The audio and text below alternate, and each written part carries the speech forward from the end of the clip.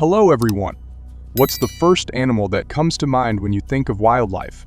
The United States is currently home to an estimated 3.5 million bobcats. From the vast deserts of Texas to the rolling hills of California and the dense forests of Minnesota, bobcats thrive in a wide variety of landscapes.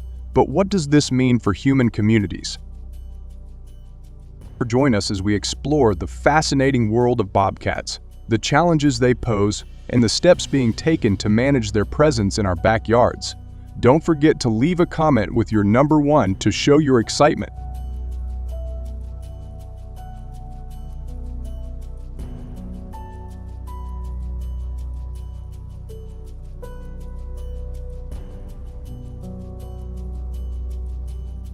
In the tranquil pastures and bustling farms across America, a silent predator lurks, causing havoc for farmers. With their sharp claws and stealthy prowess, bobcats often target goats and chickens, leaving a trail of destruction in their wake. These attacks are not just isolated incidents. They have a profound economic impact, costing the agricultural sector approximately $137.07 million annually. Each goat or chicken lost represents not just a financial setback, but also the hard work and dedication of farmers. The substantial economic toll underscores the urgency for effective measures to protect livestock and poultry from these cunning predators.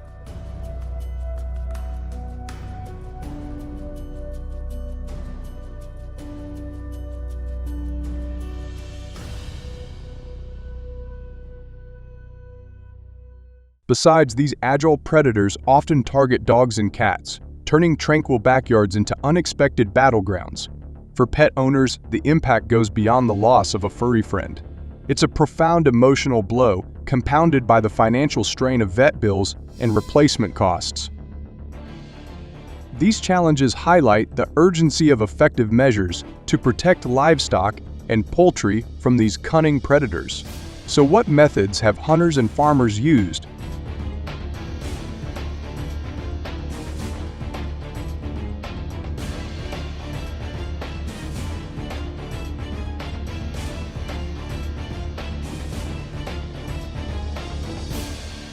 When it comes to managing the bobcat population, foot traps are one of the most effective tools used by wildlife control experts.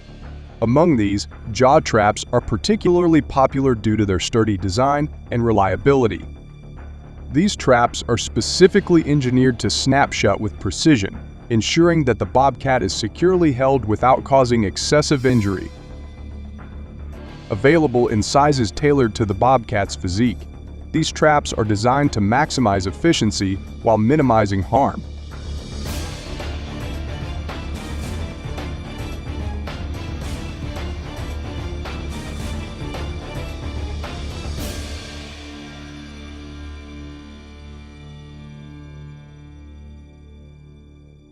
One of the key advantages of using foot traps and managing the bobcat population is their high effectiveness in capturing these elusive animals. Designed with precision, these traps are tailored to the bobcat's behavior and physiology, ensuring a high success rate in trapping efforts.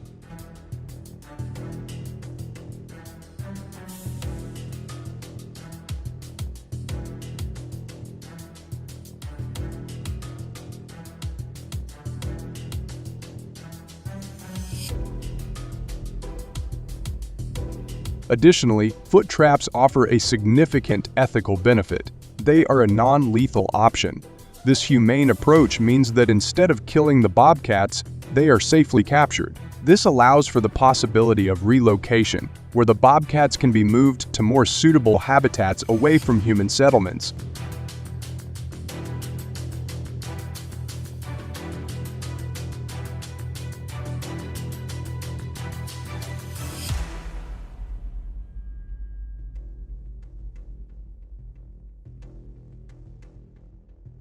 Moreover, the use of foot traps brings ethical concerns to the forefront.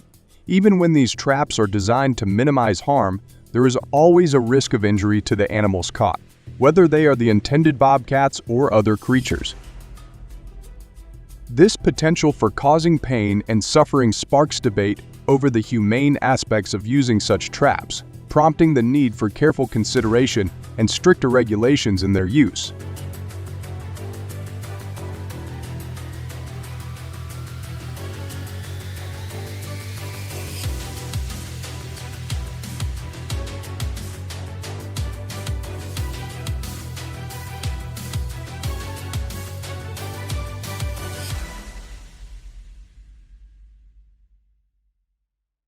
When it comes to controlling the bobcat population, hunters often rely on a variety of guns to get the job done effectively. Among the most popular choices are rifles and shotguns, each offering unique benefits tailored to different hunting scenarios.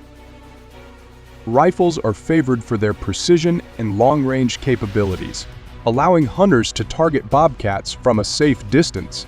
This reduces the risk of the animal escaping and ensures a more accurate and humane kill.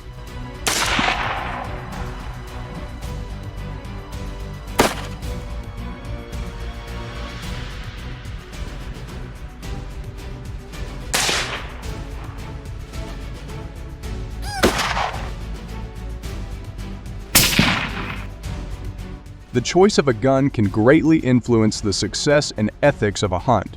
Rifles, with their pinpoint accuracy, are less likely to cause unnecessary suffering as they can deliver a quick, clean kill. Shotguns, while powerful and effective at close range, must be used with caution to avoid harming other wildlife in the vicinity.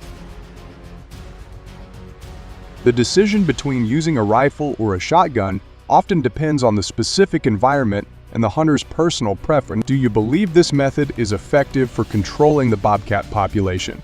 If yes, please leave a on one. If not, share your thoughts and suggestions in the comments section below.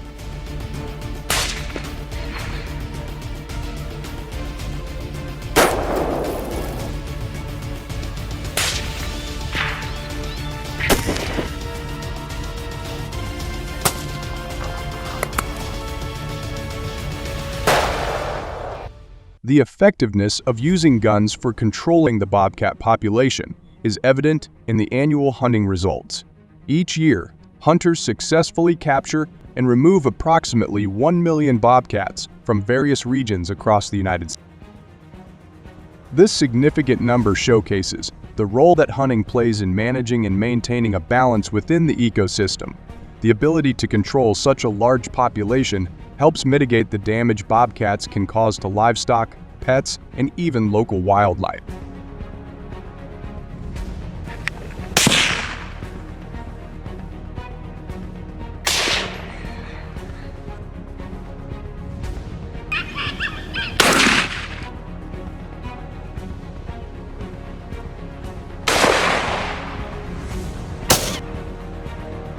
However, this also raises important questions about sustainability and ethical hunting practices.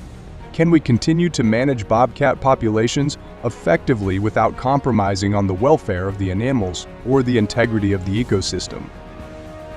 If you enjoyed this journey, please show your support by liking or subscribing to the channel and sharing your thoughts. Now, let's explore the next fascinating invasive species.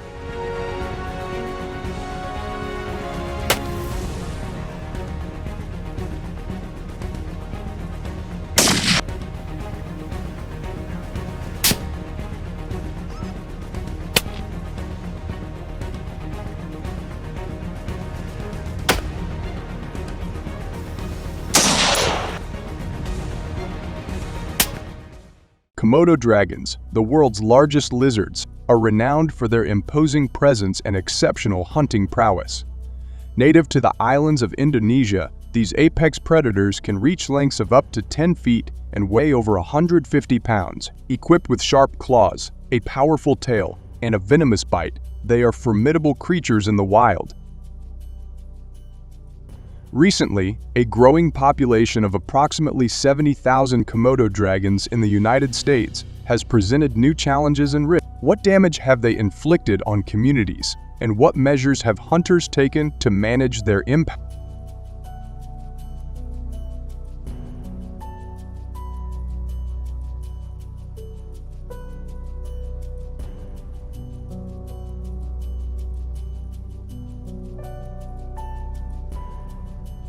Komodo dragons have increasingly become a threat to pets in the U.S., leading to numerous reported incidents and a growing concern among pet owners. Each year, attacks by these formidable reptiles result in an estimated $50 million damages, reflecting both the direct loss of animals and the broader economic impact on communities. The most commonly targeted pets include small dogs, cats, and livestock such as chickens and goats. These attacks often occur in residential areas and small farms, where the presence of Komodo dragons is more prevalent.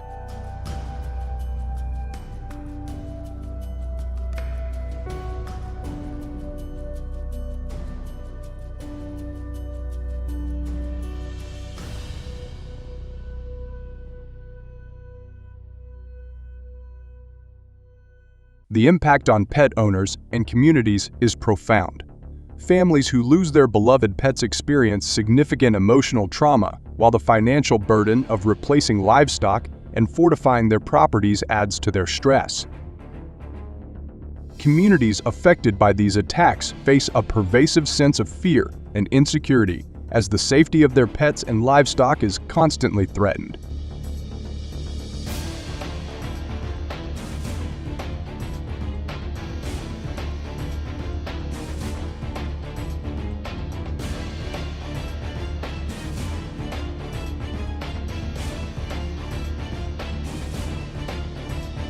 When it comes to dealing with Komodo dragons, rifles and shotguns are the most commonly used firearms due to their effectiveness and versatility. High-caliber rifles such as the Remington 700 and Winchester Model 70 are preferred for their long-range accuracy and stopping power, which is essential for ensuring a safe distance between the shooter and the aggressive reptile.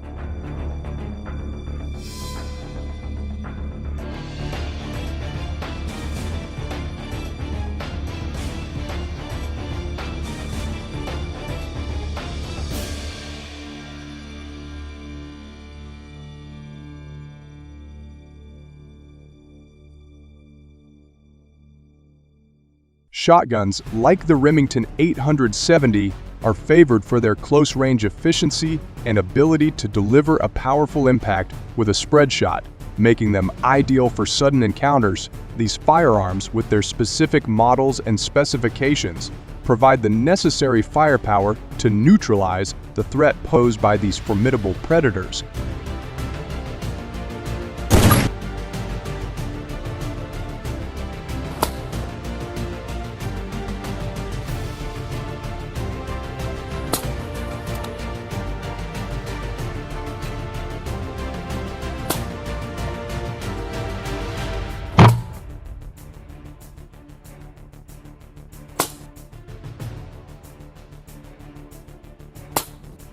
Using guns to manage the threat of Komodo dragons offers several significant advantages. First and foremost, firearms are highly effective in neutralizing these dangerous reptiles, providing the necessary stopping power to ensure safety. The sheer force and precision of a well-aimed shot can quickly incapacitate a Komodo dragon, preventing further harm to humans or pets.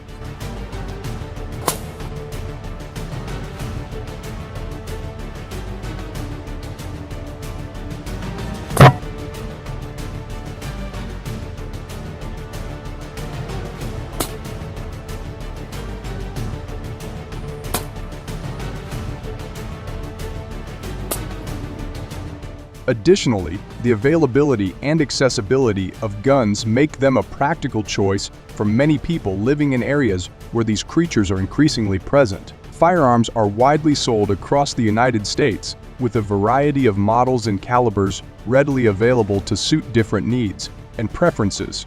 This accessibility ensures that those who may encounter a Komodo dragon can be adequately prepared to defend themselves.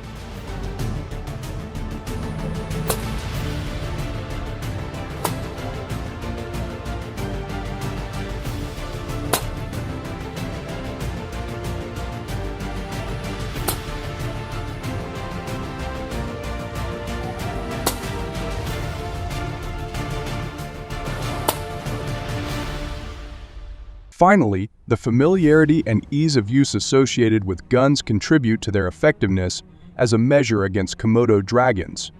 Many individuals, particularly in rural and suburban areas, are already trained in the safe handling and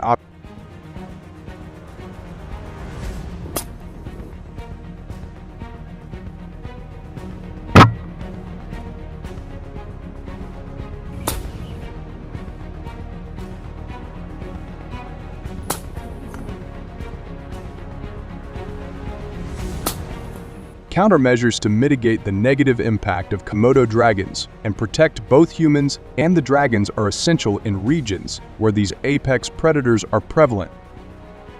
One effective strategy is the use of non-lethal deterrents, such as noise-making devices and barriers, to prevent Komodo dragons from entering human-populated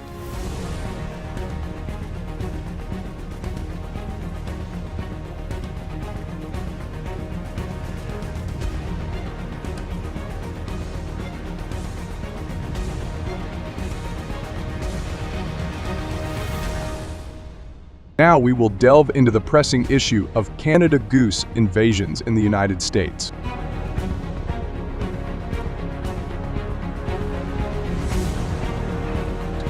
These invasive birds have spread throughout local areas, causing significant environmental and economic damage.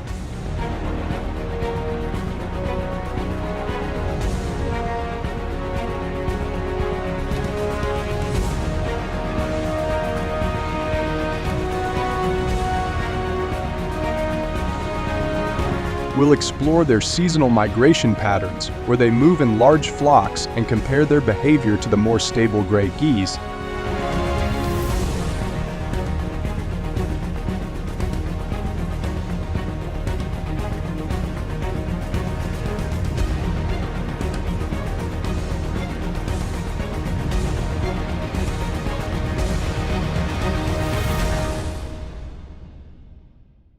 The environmental impact of the invasive Canada geese in the United States is profound. These birds cause significant damage to forests by feeding on bark and leaves, which disrupts the reproductive process of trees, particularly young and immature ones.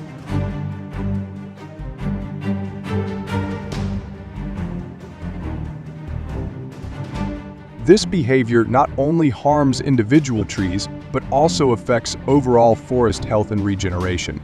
Furthermore, the geese compete fiercely with native species for food and shelter, leading to a decline in native animal populations and causing imbalances in the ecosystem.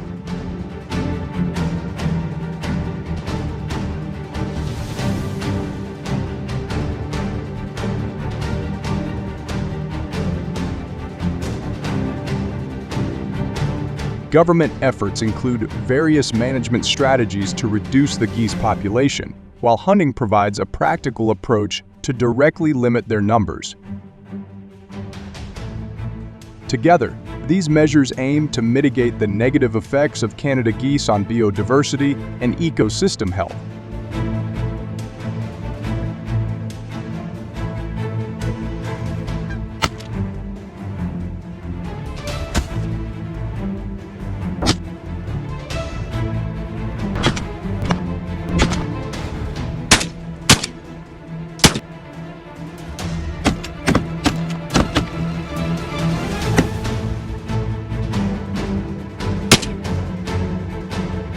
Hunting strategies for managing the invasive Canada geese population require careful selection of locations and times, with hunters often favoring large fields with ample grass and food, especially in the eastern and midwestern United States. Effective use of decoys and scarecrows, combined with honed hunting skills, plays a crucial role in attracting and successfully hunting geese.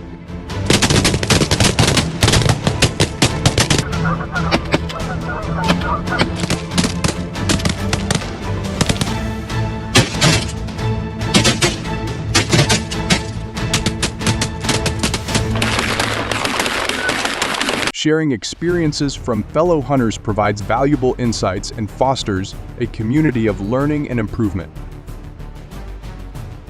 Ensuring the quality of harvested meat and adhering to sustainable practices are paramount to maintaining both the environment and the integrity of hunting activities.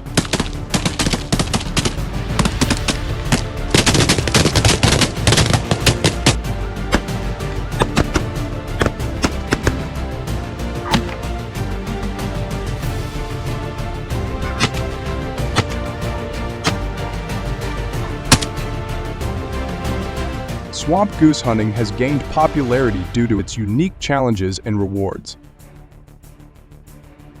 Unlike field hunting, which relies on open spaces and visibility, swamp hunting requires navigating marshy terrain and often using boats to reach prime locations.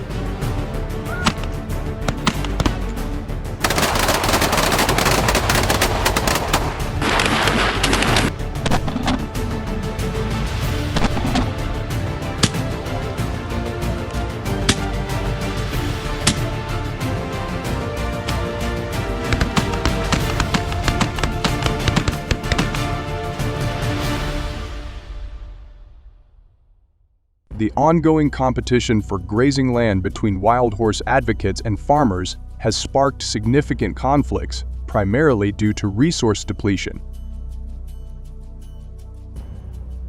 As the wild horse populations continue to rise, the availability of essential fodder has drastically decreased, leading to heightened tensions. Farmers, who rely on these lands to feed their livestock, find themselves at odds with the burgeoning wild horse herds.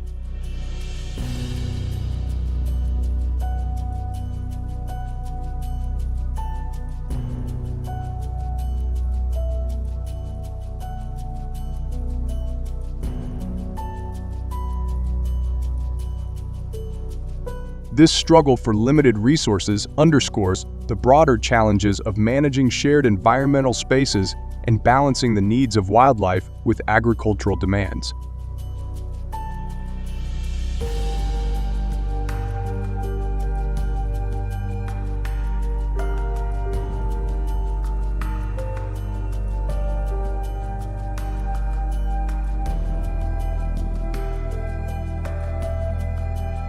Before the appearance of wild horses, cattle grazed freely on grasslands, providing farmers with ample grazing land and resources. The situation drastically changed with the arrival of wild horses, whose adaptability and resourcefulness have posed significant.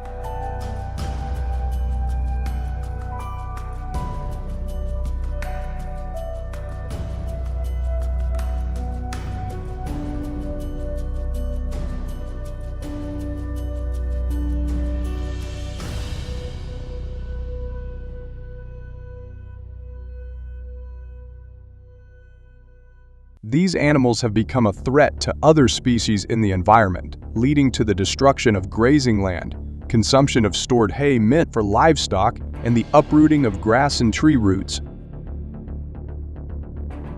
This has resulted in desolate landscapes, making it increasingly difficult for farmers to maintain their livelihoods and sustain their agricultural practices.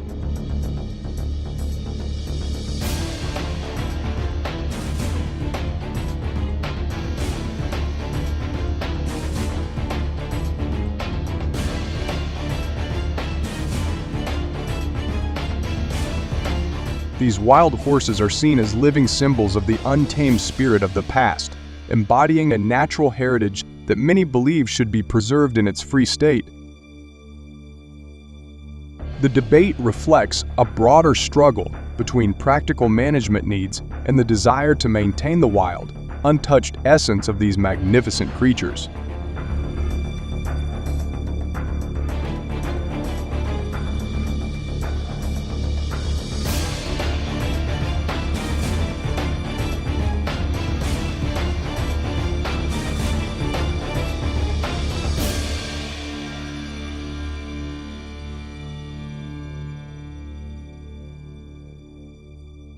Vietnam's frog farms offer a fascinating glimpse into the intricate process of transforming tiny frog eggs into delectable frog legs that grace dinner tables worldwide. This exploration unveils the meticulous steps taken by farmers to cultivate and harvest frogs, highlighting the unique practices and dedication involved in producing this gourmet delicacy.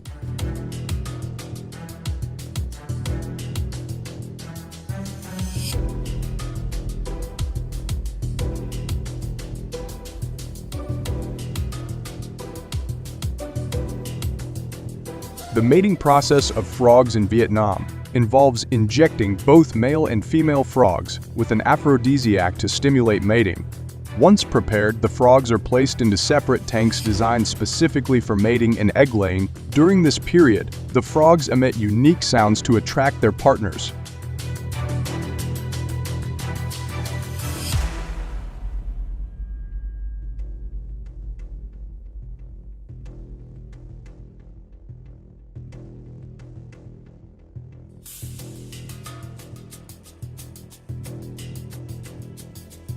In the fascinating journey from eggs to larvae, frog eggs typically hatch within 1 to 3 weeks, transforming into larvae equipped with gills to breathe underwater. This early stage of life sees these waterbound creatures undergo metamorphosis, a process where they gradually develop into young frogs.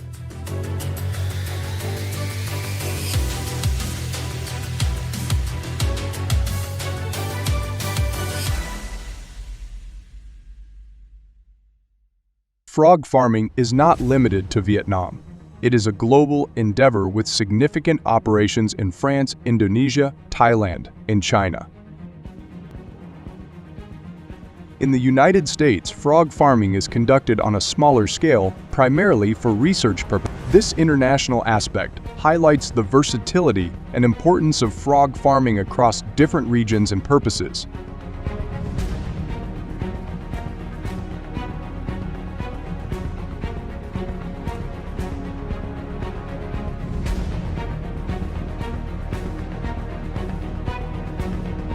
Once the frogs are transported to the market or processing plant, they undergo a meticulous processing and packaging procedure.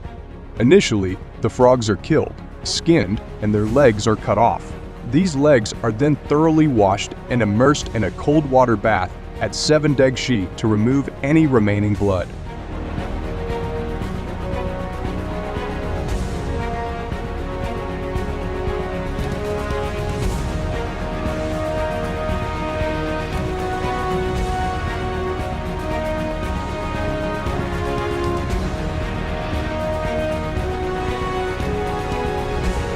The frog legs are trimmed to eliminate any residual skin, organs, and blood stains, ensuring they are clean and presentable.